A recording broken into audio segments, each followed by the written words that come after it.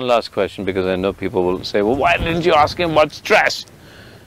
And I'll say, well, because I don't understand, I cannot define stress. There's a lot of things that, a lot of the questions people ask me, and they will know that since I've been interviewing you, they say, but I know that we get addicted to keywords, but is there, I mean, is there a definition that we can assign to the idea of stress? I must tell you this.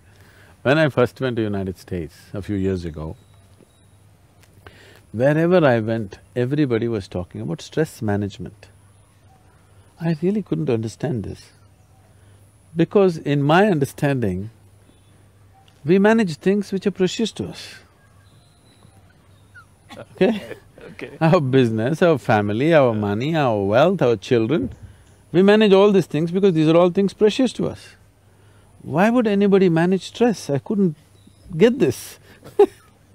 When this word was thrown at me everywhere, stress management, I said, why manage stress?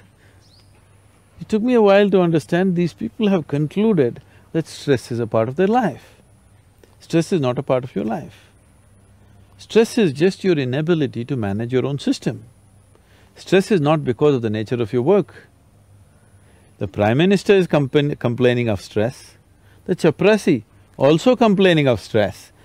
In between, every other person saying his job is stressful and unemployed are stressful.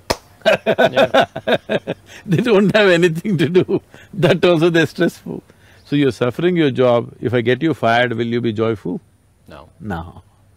So stress is not about your job, obviously, isn't it? It is just that you do not know how to manage your body, how to manage your mind, how to manage your emotions, your energy, your chemistry. You do not know how to manage anything. You are functioning by accident, so everything is stressful.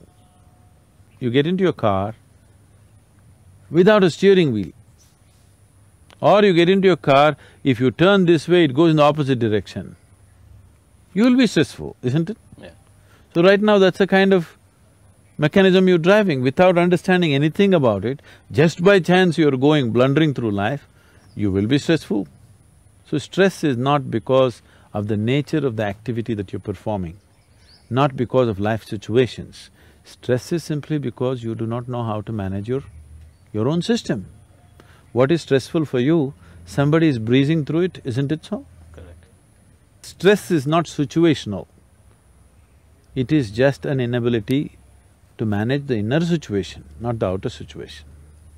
Essentially, the quality of our lives change and transform not because we change the content of our lives, only because we have changed the context of our life. Someone is living a beautiful life does not mean he's doing something different when he wakes up in the morning. He also goes to the toilet, he also brushes his teeth, he also does the same things. But somehow his life is magical and beautiful because of the context. This could have happened to people when they fall in love with somebody. They were doing the same thing, suddenly they're in love with someone, suddenly everything is different because the context of their life has changed. But then once they fall out of it, again the context of their life changes and it becomes miserable. Now, changing the context is something which is voluntary, which is just something that you can do willfully. Changing the content may not be possible as you will, because to change the content of your life, you need permission from the situations in which you exist, isn't it? Yeah. But to change the context of life, you don't need anybody's permission. It is not at all situational. So on a certain day, 3 men were working in one place. Another man came by and asked the first man, "What are you doing here?" This man looked up and said, "Can't you see I'm cutting stone? Are you blind?" This man moved on to the next man and asked, "What are you doing here?" That man looked up and said, Something to fill my belly. I come here and do whatever they ask me to do, I just have to fill my belly, that's all." He went to the next man, the third man, and asked, "What are you doing here?" That man stood up in great joy and said, "I'm building a beautiful temple here." All of them are doing the same thing, but their experience of what they're doing is worlds apart. Every human being, every moment of his life could be doing whatever he is doing in any one of these three contexts, and that will determine the quality of his life, not what he is actually doing. How simple an activity you're doing or how complex an activity you're doing doesn't change the quality of your life.